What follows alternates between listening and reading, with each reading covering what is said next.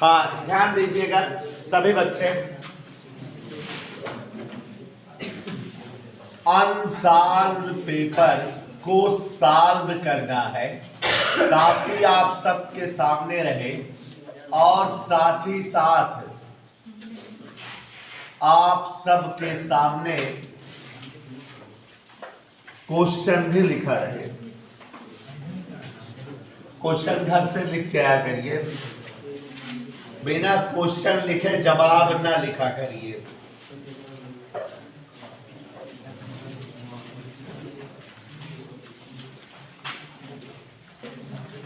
हाँ, तो श्रेया ओझा पहले कक्षा का खंड ट्रांजिस्टर के उत्सर्जक पर लगाया गया तीर संकेत करता है। जो ट्रांजिस्टर का उत्सर्जक आधार संग्राहक होता है उस पर जो तीर लगे होते हैं वो किस चीज को प्रदर्शित करते हैं। आपको बताए हैं कि पीएनपी ट्रांजिस्टर हो या एनपीएन ट्रांजिस्टर हो, तीर से ही पता लग पाता है ये कौन सा ट्रांजिस्टर है। तो जब जो है तीर उत्सर्जक से ट्रांजिस्टर की ओर रहता है तो इसका मतलब धारा उत्सर्जक की ओर या ट्रांजिस्टर के अंदर की ओर बह रही है, हम लोग पीएनपी जान लेते हैं। और बाहर की ओर रहते जान लेते हैं कि जो है धारा बाहर की ओर आ रही है, एनपीएन है। तो ये क्या दिखाता है? धारा प्रवाह की दिशा। तो पहले में बेटा तीसरा खंड सही है, धनात्मक धारा प्रवाह की दिशा दिखाती है। धनात्मक धारा प्रवाह की दिशा, पहले खंड में धनात्मक धारा प्रवाह की दिशा। प्रश्न आप लिखे रहिएगा, हम उत्तर बताते जा रहे हैं। खंड खा देखो जरा बेनू बेटा, उत्तल लेंस की फोकस दूरी अधिकतम किस प्रकाश में होती है? आपको बताना चाहेंगे बेटा कि जो हमारा श्वेत प्रकाश विब्योर होता है, वी से आर विब्योर, VIBGYOR, वी से आर की ओर बढ़ने पर सारी दूरी बढ़ती है। क्या बोले हम? वी से आर की ओर बढ़ने पर सारी दूरी, माने जैसे तरंग दैर्घ्य दूरी है तो बढ़ती है, फोकस दूरी या भी बढ़ती है। सबसे ज्यादा तरंग दैर्घ्य लाल प्रकाश की और सबसे ज्यादा फोकस दूरी भी लाल प्रकाश की। वी से आर की ओर चलने पर दूरियां बढ़ती हैं। तो कौन वाला सही है? चौथा खंड। तो लाल प्रकाश की फोकस दूरी, लाल प्रकाश में एफ क्या होगा? मैक्सिमम। प्यारे बच्चों, खंड का यदि L तथा R क्रमशः प्रेरकत्व एवं प्रतिरोध हैं तो L/R का मात्रक क्या होगा? तो बच्चों जान लीजिए, हालांकि अभी इसको पढ़े नहीं हो, प्रत्यावर्ती धारा वाले चैप्टर का टॉपिक है। L/R माने प्रेरकत्व बटे प्रतिरोध समय होता है। क्या होता है? समय। L/R मतलब मात्रक के रूप में निकालेंगे तो क्या आएगा? L/R का मतलब जो है हमने क्या बताया बेटा? समय, सेकंड। L/R को क्या कहते हैं? समय। समय नियतांक होता है। L/R क्या कहा जाता है? समय नियतांक। तो L/R बराबर समय नियतांक, और मात्रक के रूप में बताया जाएगा तो क्या आएगा? मात्रक, सेकंड। सेकंड माने यस। समझ में आया बेटा? कोई डाउट किसी को? अच्छा, इसको हम निकाल के भी दिखाएं अगर कहो तो। L/R को निकाल कर दिखा दें आपको कि कैसे ये समय आया, निकाल के दिखा देना। हाँ, L/R देखो जरा, सभी लोग ध्यान दीजिए। L/R निकाल के दिखा रहे हैं, ध्यान से देखना। R का मतलब होता है V/I। बोलो। L का मतलब होता है N∅/I, phi/I। आपको बताए थे N∅ बराबर Li, याद हो अगर 100 पीरियड वाले में, तो उस हिसाब से N∅/IL की जगह हो गया। ये I से I कट गया। समझ आया? बोलो हाँ समझ आया। अब ऊपर फाई है, फाई माने B/A, और नीचे क्या है? V। समझ आ रहा है? और अब V का मान, चुंबकीय क्षेत्र की तीव्रता B, देखो एफ बराबर आई बी एल साइन थीटा होता है, तो बी का मान इस हिसाब से निकालेंगे तो क्या आ जाएगा, F upon I L into B. कोई दिक्कत बेटा, समझ आ रहा है कि नहीं, F upon I L into we.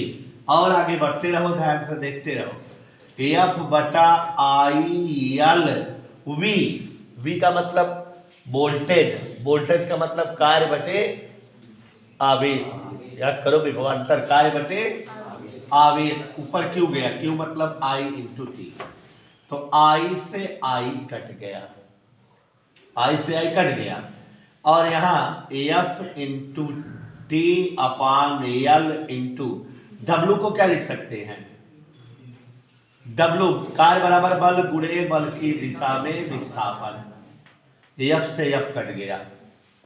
Is that clear? यहां कुछ छोड़ दिए थे क्या, ए छोड़ दिए थे, ए ऐसे लिखा है, ए माने लंबाई गुणे चौड़ाई या लंबाई गुणे लंबाई, तो L L L L cut गया, क्या बचा, ठीक है। तो इस तरह से भी जान लीजिए कि एल और आर का अनुपात क्या होता है, समय। देखो बच रहा है समय कि नहीं, लेकिन इतना कैलकुलेशन आपको नहीं करना रहेगा। आप प्रत्यावर्ती धारा चैप्टर में जब पढ़ोगे तो वहाँ अर्जुन सर आपको बताएंगे एल और आर का अनुपात समय नियतांक होता है, और इसलिए किससे लिखा जाता है एल बटा आर को, टाइम या टी से, या जो है इसका मात्रक सेकेंड। तो समझ में डायरेक्ट याद रखो क्या मतलब है। देखो हमने करके भी दिखा दिया था, टी आया कि नहीं बेटा,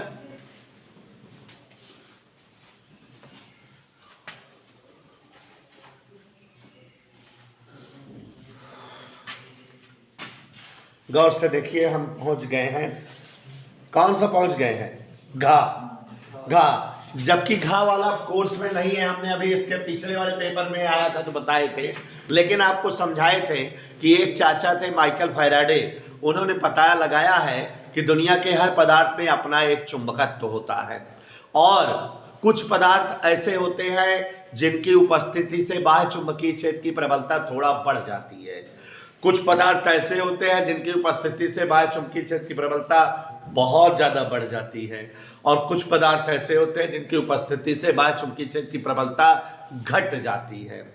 तो इस तरह से पदार्थ लौह चुंबकीय, अनुचुंबकीय, प्रतिचुंबकीय, तीन प्रकार के होते हैं। तो वह कौन सा चुंबकीय पदार्थ है जो बाह्य चुंबकीय क्षेत्र का विरोध करता है, माने जिसकी वजह से बाह्य चुंबकीय क्षेत्र घट जाता है, प्रतिचुंबकीय पदार्थ।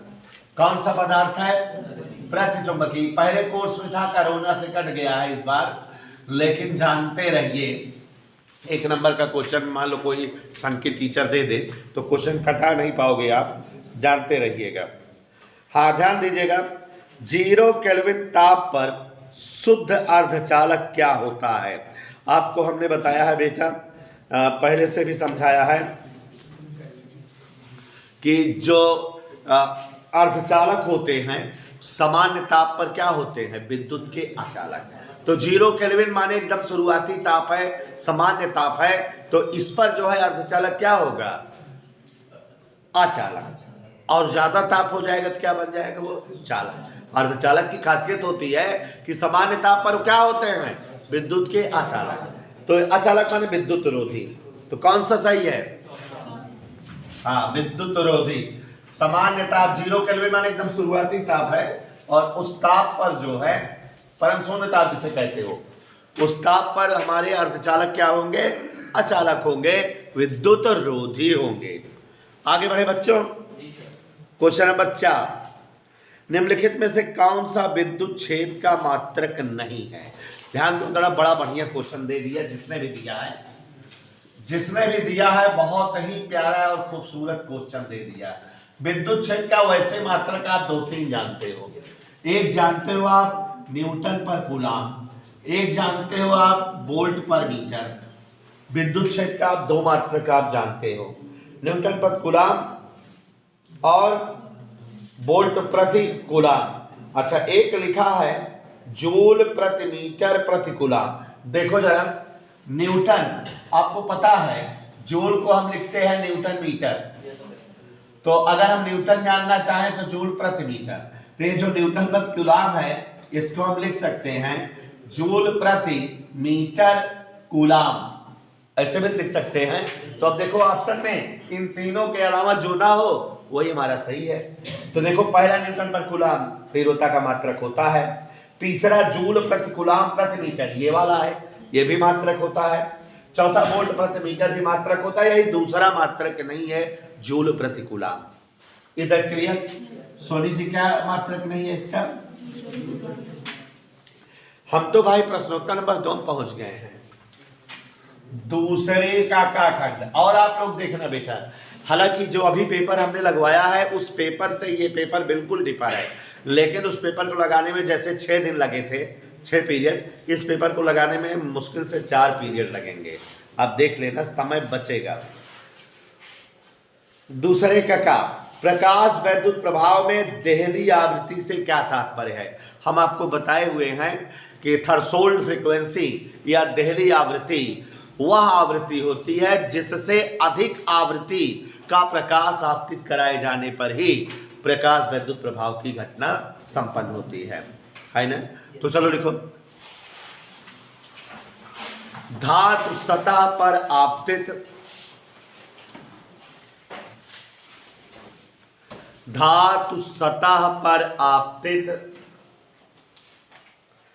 प्रकाश की वह न्यूनतम आवृत्ति, प्रश्न आप लिखे रहा करिए अंशाल कॉपी पे, धातु सतह पर आपतित प्रकाश की वह न्यूनतम आवृत्ति जिससे अधिक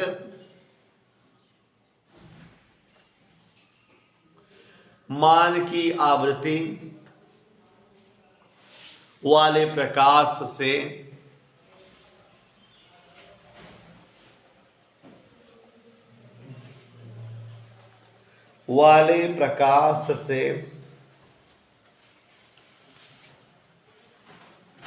प्रकाश इलेक्ट्रॉनों का उत्सर्जन प्रारंभ हो,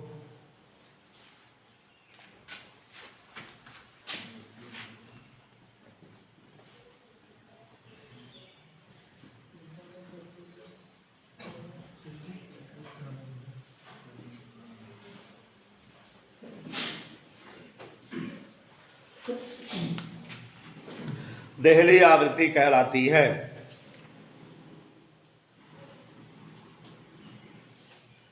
हो गया?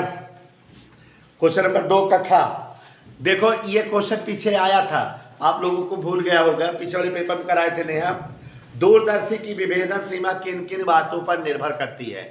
हमने बेटा आपको उसमें बताया था कि दो निकटवर्ती वस्तुओं के मध्य की वह न्यूनतम दूरी जबकि उनका प्रतिबिंब अलग अलग मिल सके विभेदन सीमा कहलाती है, और दो निकटवर्ती वस्तुओं के प्रतिबिंब को अलग अलग प्राप्त करने की क्षमता विभेदन क्षमता कहलाती है।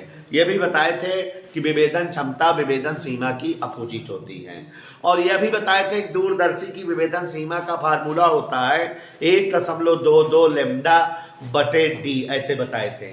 तो दूरदर्शी की विभेदन सीमा दो बातों पर निर्भर करती है, आपतित प्रकाश की तरंगदैर्घ्य पर और दूरदर्शी के अभिदृश्यक के द्वारक पर। ठीक, देखो दूरदर्शी की विभेदन सीमा, भूल जाओगे तो नहीं आएगा जो है बीनू, तुम तो जानकार हो, अच्छे बच्चे हो तब भी। दूरदर्शी की विभेदन सीमा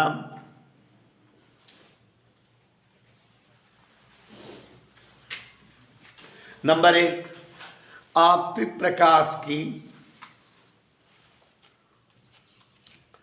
प्रश्न लिखे रहा कर जो ना सोनी, अब जगह छोड़े रहा कर क्वेश्चन लिखे के, अंसाल मतलब प्रश्न लिखा रहे, जिससे कभी रिवाइज करना हो तो फिर आपको अंसाल में हेरने की जरूरत ना हो, क्वेश्चन रहे ऊपर स्नेहा हो जा, नीचे उत्तर रहे, प्रश्न नहीं लिखती हो, प्रश्न क्यों नहीं लिखती हो? तो अभी लिख लो,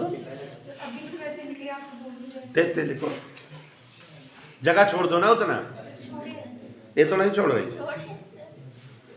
हाँ क्या लिखे? क्या झगड़ा कर रही हो स्नेहा? ये तो हड़का रही है हमको, एक तो मुझसे डरात रही थी। दूरदर्शी की विभेदन सीमा नंबर 1 आपतित प्रकाश की तरंगदैर्घ्य पर, लड़ा न कर भाई हो जाए,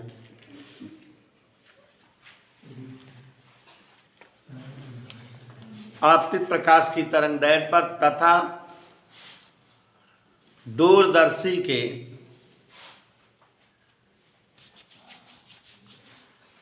अभिदृश्यक के द्वारक पर निर्भर करती हैं, द्वारक के व्यास पर।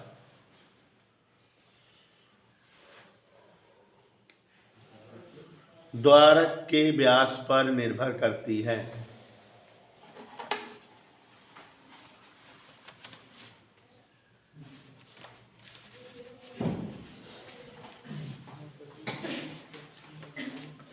देखा बच्चों, खंडगा, खंडगा देखिए जरा सभी लोग, V बराबर दिया है 2.8 साइन, क्या लिखा है जरा 628 T माइनस π/6 और I बराबर 3.5 साइन 628 T प्लस π/6, यही है। इधर देखो, एक मिनट, को I बराबर I0 sine omega t plus φ1 से तुलना करने पर देख के बताओ φ1 कितना है, π/6 है। और इसमें विभवांतर वाले में को B बराबर B0 साइन 600 ओमेगा t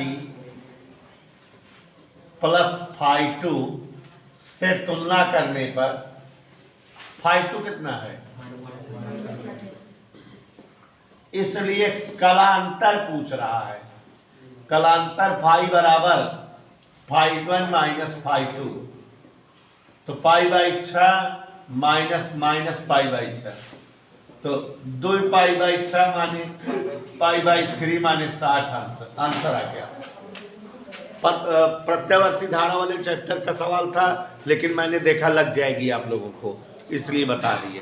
कह रहा दोनों में कलांतर बताओ। एक चीज देखो जरा, साइन का जो कोण होता है वही कला होती है, तो इस कला और इस कला का अंतर माने घटा दिए, आ गया π/3 60 से, यही कलांतर है धारा और वोल्टता के बीच। खंडघा देखो, लुईस द ब्रागली के द्रव्य तरंग की अवधारणा, तो लुईस द ब्रागली के द्रव्य तरंग के बारे में हमने आपको बताया हुआ है और पीछे वाले चैप्टर में भी आ गया था। लुईस द ब्रागली ने बताया कि प्रत्येक कण तरंग संबद्ध होता है अगर वो गतिशील हो, तो प्रत्येक गतिशील कण, गति करता हुआ कण अपने पीछे तरंगे छोड़ता है, तो प्रत्येक गतिशील कण तरंग संबद्ध होता है, अपने पीछे तरंगे छोड़ता है। ये तरंगे द्रव्य तरंगे कहलाती हैं और इनकी तरंगदैर्घ्य डी ब्रागली तरंगदैर्घ्य या द्रव्य तरंगों की तरंगदैर्घ्य कहलाती है। एक नंबर का है, यही लिख लीजिए। लुईस डी ब्रागली के अनुसार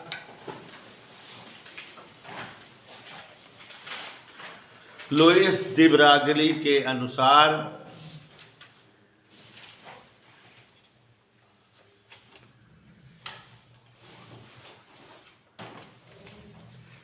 प्रत्येक गतिशील कण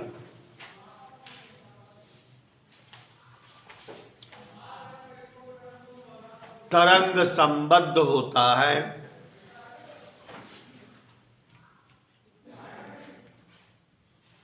अर्थात गति करते हुए कण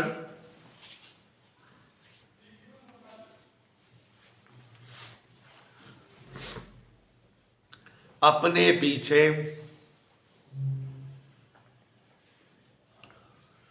तरंगे छोड़ते हैं,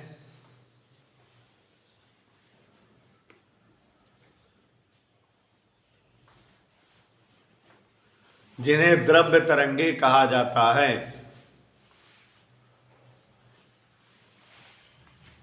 अंगा देखो बच्चों, क्या लिखा है अंगा में? अनओमीय प्रतिरोध, यही है ना बच्चों?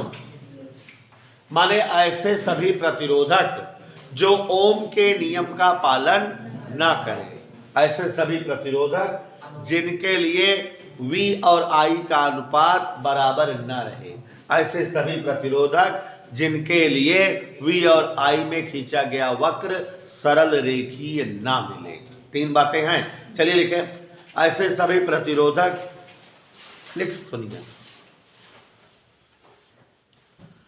ऐसे सभी प्रतिरोधक जिनके लिए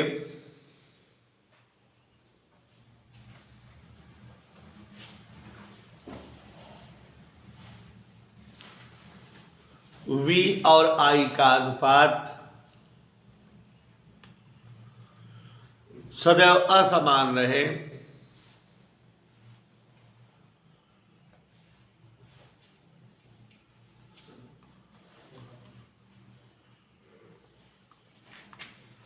जिनके लिए V व I में खींचा गया वक्र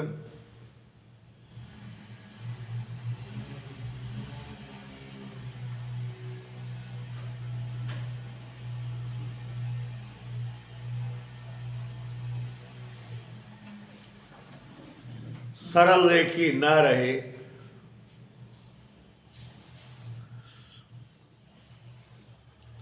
अर्थात जो प्रतिरोध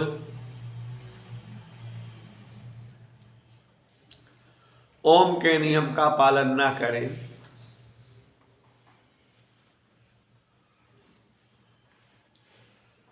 अनोमी प्रतिरोध कहलाते हैं।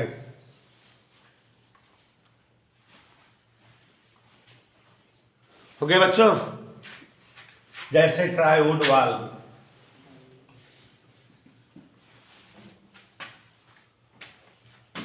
हाँ, आलोक प्रजापति दूसरे के क्या खा गए? पढ़ें। रेडान की अर्धांग 3.8 दिन है। देखो कोर्स में नहीं है, टीहा 3.8 दिन। मीनू क्या बताया बेटा? कोर्स में नहीं। 25 मिलीग्राम रेडान 19 दिनों बाद कितना रह जाएगा? इधर देखिए, कुल समय बराबर 19 दिन। कुल समय का सूत्र बताए हैं पीछे हम आपको, एनटी हाफ। दो ही सूत्र यूज होता है कुल समय का, एक भाई और बताओ भाई, बराबर 19। तो एन बराबर 19 बटे टी हाफ, तो 19 बटे टी हाफ माने 3.8। दशमलव हटाओ बेटा, 0 बच जाएगा। 38 5 190। इसलिए शेष मात्रा, रेडियो एक्टिविटी केवल दो सूत्र यूज होते हैं, एक ये और एक ये। एक कुल समय बराबर एन टी हाफ और एक ये एन बराबर n0 गुणे 1/2 की घात n0 माने प्रारंभिक मात्रा। देखा कहा बा 25 मिलीग्राम रेडियन माने शुरू 25 मिलीग्राम बा, कितना रह जाए? 1/2 की घात 5 माने 25/32 मिलीग्राम, इतना वो बचा रह जाए। 25 मिलीग्राम रेडियन 19 दिन बाद कितना बचे? 25/32 मिलीग्राम। ठीक है, भाग नहीं दे रहे हैं, आप दे लीजिएगा। क्वेश्चन नंबर 3 का चलिए कम से कम 2 नंबर में पहुंच गए हम। तीसरे का खंड, सभी लोग देखिए, उस वैद्युत क्षेत्र की तीव्रता बताइए। मतलब तीव्रता बताना है वैद्युत क्षेत्र की, और यह सवाल बहुत इंपॉर्टेंट है, पहले और तीसरे दोनों लेसन में है। जो 0.001 मिलीग्राम द्रव्यमान की तेल की बूंद को, देखो 0.000 ना, क्या जीरो है? 1 मिलीग्राम माने 10 की घात -6 किलोग्राम। मिलीग्राम है, 10 घात पर 3 करे ग्राम बना, फिर 10 घात पर 3 किलोग्राम। यह गलती होते हैं। जिस पर 3 इलेक्ट्रॉनिक आवेश है, Q बराबर 3E, E बराबर क्वेश्चन मार्क। देखो बच्चों, जैसे कोई तेल की बूंद है तो उसका भार किधर काम करता है? अगर ये वैद्युत क्षेत्र में है तो इस पर वैद्युत बल ऊपर की ओर लगता है। दोनों अगर बराबर रहे तो ये बैलेंस रहेगी कि नहीं? तो संतुलन हेतु ये सवाल पहले पार्ट और तीसरे पार्ट दोनों से याद करो। वैद्युत बल उतने लगना चाहिए इस बुधिया पे जितना कि इसका जो है भार है, जिससे संतुलन पर्याप्त हो जाए। और वैद्युत बल का सूत्र F बराबर Q इंटू E, भार का सूत्र M इंटू G, तो E बराबर mg बटा Q। अब इसे मान रख दो, 0.001 गुणे 10 की घात -6, G का मान 10, Q का मान 3 गुणे 1.6 गुणे 10 की घात -।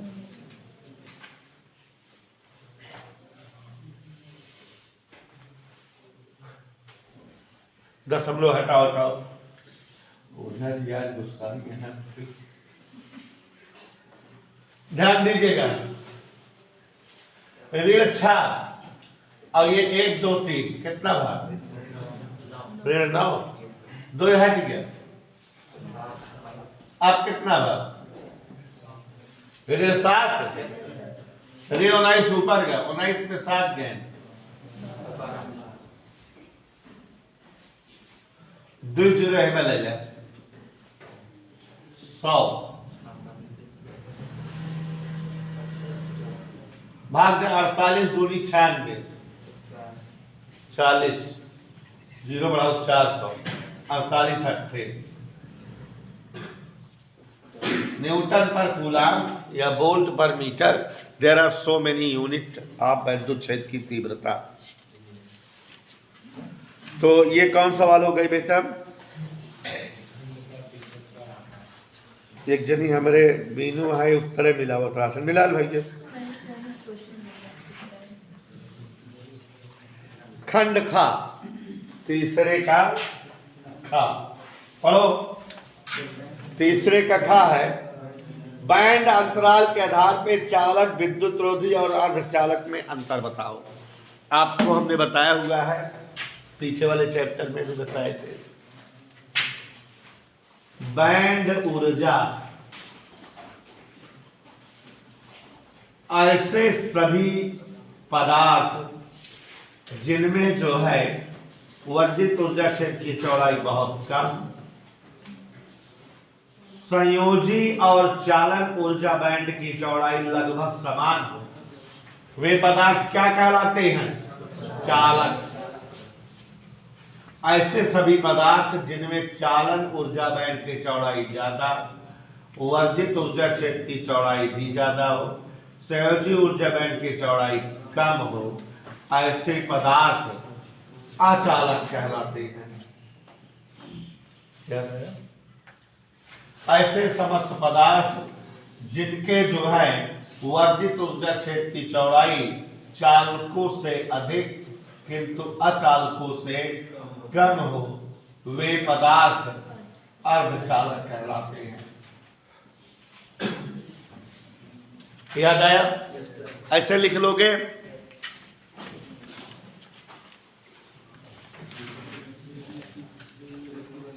हाँ, अगला क्वेश्चन खंड गा, कोर्स में नहीं है गा, जान लीजिए। मगर रेडियो एक्टिव पदार्थों की सक्रियता से क्या समझते हो? रेडियो एक्टिव पदार्थों की सक्रियता R बराबर होता है dN/dt। यहां पर देखो जरा, कैसा क्वेश्चन है ये? तीसरे का गा, सक्रियता, मजेदार बात है, जान लीजिए। सक्रियता R बराबर -dN/dt, मतलब रेडियो एक्टिव पदार्थ के विघटन की दर सक्रियता कहलाती है। माइनस क्या लिखेगा? मतलब कम होना। किसी रेडियो एक्टिव पदार्थ किसी रेडियो एक्टिव पदार्थ के विघटन की दर, माने एकांक समय में कोई रेडियो एक्टिव पदार्थ जितना विघटित हो जाता है वही उसकी क्या कहलाती है, सक्रियता। रेडियो एक्टिव पदार्थ के विघटन की दर या सक्रियता का कई मात्रक है। सबसे पहले इसका मात्रक था बेकुरेल। क्या? साइंटिस्ट के नाम पर इसका जो है नाम पड़ा है। तो इसका मात्रक है बेकुरेल। एक बेकुरेल बराबर 1 विघटन प्रति सेकंड। क्या? 1 सेकंड में अगर 1 विघटन हो तो इसे 1 बेकुरेल कहते हैं। 1 बेकुरेल बराबर 1 विघटन प्रति सेकंड। इसका मात्रक रदरफोर्ड भी है, इसका मात्रक क्यूरी है। 3.7 × 10⁻10 विघटन पर सेकंड को 1 क्यूरी कहते हैं। और ऐसे ही इसका मात्रक क्या है, रदरफोर्ड भी है। तो रेडियोएक्टिव सक्रियता मात्रक जान गए ना, क्या है, विघटन पर सेकंड, या इसी को क्या कहते हैं, बेकुरेल। और इसके और क्या मात्रक है, क्यूरी, और इसका मात्रक क्या है, रदरफोर्ड। ठीक है, बड़े मात्रक। बस गा हो गया ना, घा। एंड द्वारक की सत्यता सारणी और प्रतीक चिन्ह। देखो आप याद करो कि पिछले वाले पेपर में भी और इस पेपर में भी इस टॉपिक से रिलेटेड सवालें आ रही हैं। तो आप इसका मतलब आप इन पर जो है ज़्यादा फोकस करोगे, एक सवाल जरूर आती है। कौन सा गेट कह रहा है, एंड गेट। एंड गेट याद करो।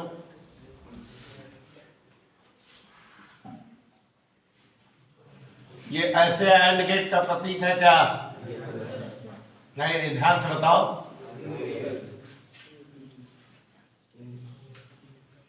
याद आया, इनपुट आउटपुट, ये क्या बना रहे हैं,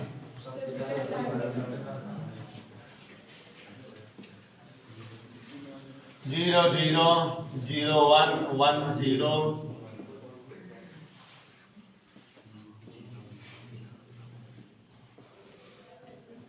A and B equals Y। ये क्या है इसका, बुलियन व्यंजक। देखा क्या पूछा था, देखा, सत्यता सारणी प्रतीक चिन्ह बने दे, यही बने दे कि ना। और कौन से गेट के पूछा था, अथवा आर गेट का बा, चला मतलब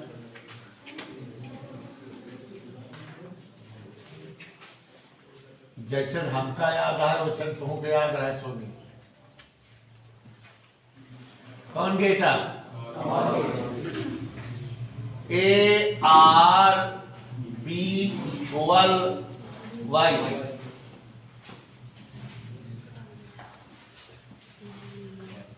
याद आया, ए बी 0 0 0 1 1 0 1 1।